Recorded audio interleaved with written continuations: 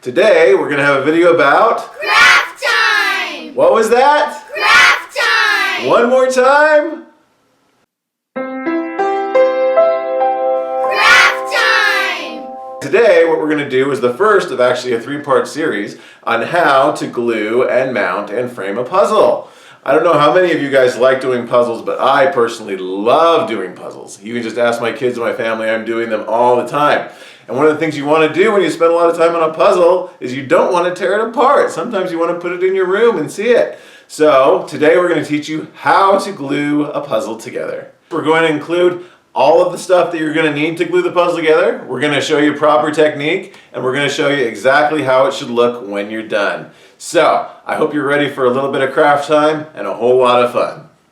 Okay guys, so here's a list of the things that you're going to need in order to put your puzzle together. The first thing, of course, you're going to need is a completed puzzle. The second thing you're going to need is some sort of puzzle glue that you can find at a hobby or craft store or online. Just make sure the glue is rated for gluing puzzles together, because otherwise it may take a really long time to dry, or worse, it may even ruin your puzzle if you get the wrong glue. So make sure you get one that can be used on puzzles. The next thing you're going to need is something to spread the glue around with. Some people like to use a foam brush. I personally like to use something flimsy and card-like, like a business card or one of the throwaway cards you get in the mail. The reason I like the cards is because with the edges, it pushes the glue in between each individual piece so you can see it really well. And it's also helpful for cleaning around the edges of the puzzle when you have excess glue, which you almost always do when you do these things. And as you will see in our video, we had a lot of extra. So that's why I like the cards.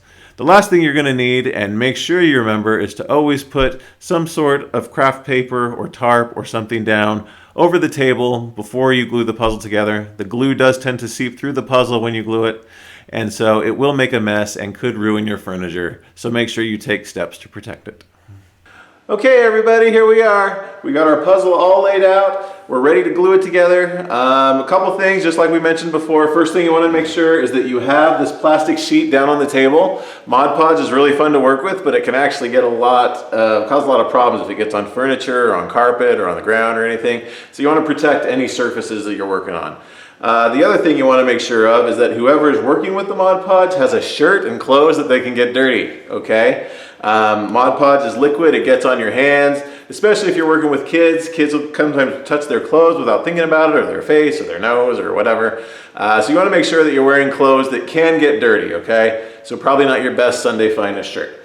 So what you do is, we have our puzzle here, we have it on our plastic. It's all ready. Notice that the plastic, I put it in between the creases depending on how you store your craft tablecloths. Make sure it's not on a crease, because if it's on a crease or something that'll push the puzzle up, it'll glue it and it won't be flat. So make sure that you're on a flat surface. And basically what you do is you make sure you have something to spread the glue with.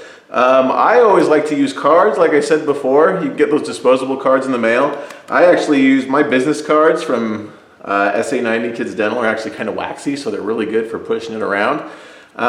You can use these brushes, like I said. If what you have is craft brushes and you like to use them, that's fine. And they spread fine, but they just kind of glob up a little bit more, and I find the cards get in between the pieces a little bit better. So I like to use cards, but you can use whatever you have handy. And the thing I like about the cards is the straight edge, okay? With the straight edge, it'll make sure that it gets in between all the little lines, which a lot of puzzles, the pieces are kind of tight. So if you don't get it in evenly, you might have pieces fall out or something afterwards, which you don't want. All right, so what you do is you take your puzzle glue. There's a lot of different puzzle glues you can get from a lot of different stores. So you just put it on there. You kind of just pour it over the puzzle, just like that. Now I'm going to put a little bit more over here because we're going to need some. So the thing with puzzle glue is it's white when you first put it on, but as you spread it around, as it dries clear. So don't worry that you got these big things on your beautiful puzzle that you've worked so hard on. But I'm going to ask Lily and Jake to come on in. We're going to use our cards, and we're going to start spreading the puzzle glue around. All right, guys? And what I like to do generally is start in the middle, just because it is a little globby, and then work your way out, all right? So try and make it even, work your way out. At the end, after it's all spread out, I always like to do a bunch of strokes in the same direction, because the puzzle glue will show streaks sometimes. So if you want to get rid of that, one of the best ways is just make sure all your final strokes are in the same direction. It's also handy when you're doing this to have paper towels or something to help wipe and clean handy, because chances are you'll have a little bit of excess.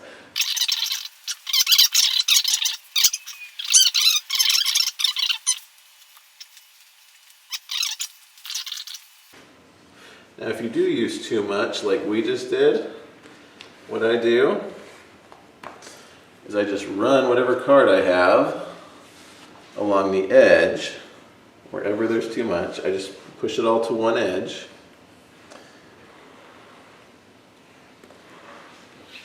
And then I run the card at an angle, just like this, and pull the extra out, okay? So if you have a little bit extra, it's okay, and it's probably gonna happen. One advantage of, if you do use one sort of a brush and just pull it on there, is you can kind of dip it.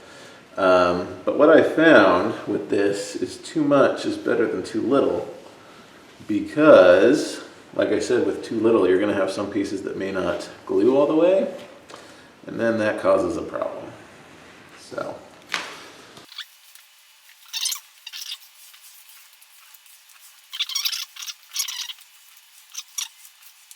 So what you're gonna do after you wipe off all the excess is, I always like to wait about an hour. It depends on the glue. Some you can just wait a half hour, but I always like to wait at least an hour.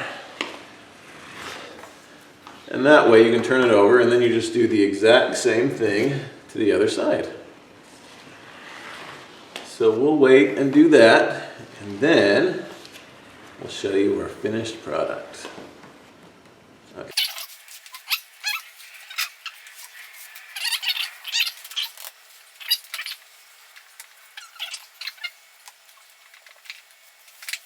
All right, guys, thanks for watching. We'll show you the result in just about an hour here, all right? All right, everybody, we're back. We have waited the hour, we've turned it over, we've done the other side, and we've waited another hour, and we are now ready to show off our final product, which is, ta-da! Woo! A full puzzle. Glued together and not going to fall apart and ready to mount on a wall. So, before you mount it, there are a couple other steps. We're going to cover those in the next videos. But I hope you guys had fun doing this with the puzzle. Remember, you can do it with a puzzle of any size. If you're a kid, make sure that your parents help you out. And for sure, like I said before, make sure that you have that protective covering on your table or wherever you're working, because you don't want that glue to get anywhere else, okay? Thank you so much for watching. Thank you for supporting our channel. Feel free to like and subscribe to our channel and donate to help the kids. And we'll continue doing craft projects. Hope you guys have a great day. Thank you so much for watching. Bye.